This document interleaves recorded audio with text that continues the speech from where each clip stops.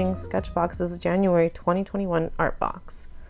We first have the Holbein Acrylic Ink in Naphthol Red, which retails for $10.20, along with the Speedball Acrylic Calligraphy Ink in Primrose Yellow and Indigo Blue, which retail for $2.56 each. Next is the Dynasty Dagger Brush in 3/8 inch, which retails for $11.70. On the side of the brush, it also says Faux Squirrel Hairbrush.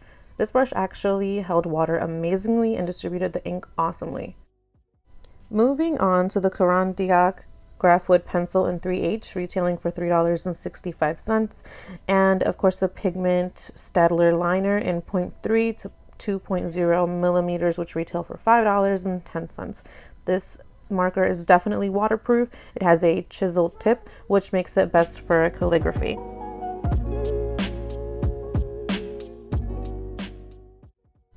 We also have a custom Magnani cotton pad paper for $13.48 and a little plastic Sketchbox palette retailing for $2. Lastly, we have our sticker and the featured artist. So opening up my sketchbook that I still haven't finished painting, I add the sticker on the corner of the page and get ready to start my sketch.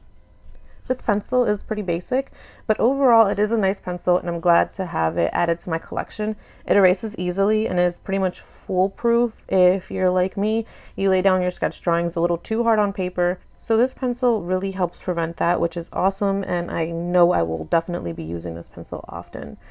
By the way, if you want more information about each item, I will be listing the full menu in the description box below. So about this sketch, I don't really have a style right now, so I'm kind of just exploring different things until I find something that feels right.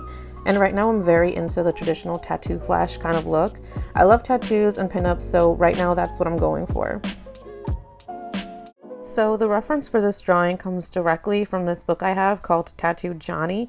I love this book and I'm definitely going to keep taking drawings from it and try to recreate them as a study and keep practicing often so that I can become more comfortable with actually creating something myself. So as with the pencil, the Staedtler marker is also really basic. If you tried one, you've tried them all kind of deal. It's a great marker, it's very pigmented and does not fade away when using with a kneaded eraser. The only thing I can say negatively about this marker really has less to do with the marker itself and more to do with user error. It was really hard to control the widths of the lines since it has a sort of chiseled tip. It would normally work out fine if I could turn my sketchbook to different angles, but since I was recording, that made it a little more difficult to use. Now, these inks are top notch. I've always wanted to try Holbein products, but considering they are artist grade materials, I've never built the courage to buy some myself. But I'm so pleased with how this dried, and the Speedball inks actually surprised me as well. All of these inks dried matte and really beautifully. I'm so impressed with the quality and how easily I can spread it when it's still wet, and how it doesn't budge at all when it's dried.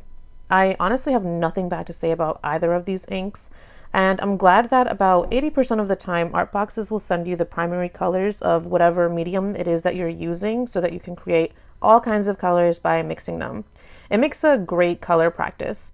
And if I had to give any tips for using inks, it would be these two.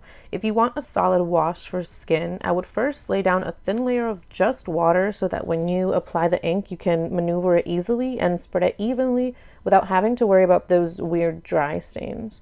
Also, layering is so important. Just layer, layer, and layer your skin tones. It's much easier to add on than it is to go lighter with inks. They do dry permanent and they do not budge. And as I said earlier about this brush, the brush really holds water amazingly. It's so easy to dry off and to control the amount of water that it's holding. And it also has amazing edge control, but since I'm recording, I did lose control every now and then because I was trying really hard to not change the angles of the book. The only negative thing I can really say about this brush is that you have to keep reshaping it constantly, which I don't mind so much, but it can get annoying. Overall, I think Sketchbox killed it once again with amazing products, and I'm looking forward to playing with these inks a lot more. Thank you so much for joining me in this video. Please enjoy the rest of this time lapse and leave a like if you find this helpful. I hope to see you next time. Bye!